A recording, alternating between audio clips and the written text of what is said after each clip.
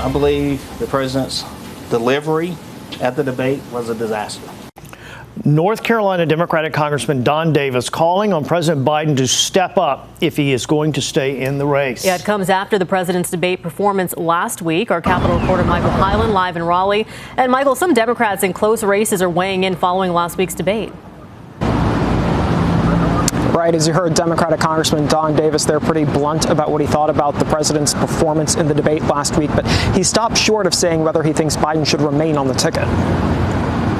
Last week's debate between President Joe Biden and former President Donald Trump could have an impact on candidates further down the ballot. What it is, it keeps the body closed in. We caught up with Democratic Congressman Don Davis Tuesday as he met with farmers struggling with the recent drought conditions. Davis is running for re-election in eastern North Carolina against Republican Lori Buckout, in the only congressional district in the state considered a toss-up this year. When I look at the debate, I'm just going to be plain spoken.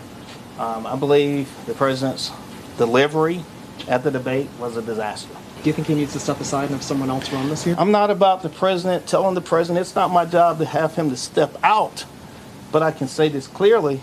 If he's going to stay in, he needs to step up. Democratic Attorney General Josh Stein, who's running for governor, appeared with Biden the day after the debate, even as Republicans speculated he would try to distance himself. Friends, are we ready to turn North Carolina blue? The Biden administration is trying to put the focus this week on accomplishments, including the bipartisan infrastructure law. Transportation Secretary Pete Buttigieg is in the state highlighting projects such as the groundbreaking for the Raleigh to Richmond rail line. President Biden's leadership has delivered things that up until now were just talk. We saw a lot of talk before, back when I was mayor. Heard a lot of talk about national infrastructure funding. Didn't come together. Now it's coming together.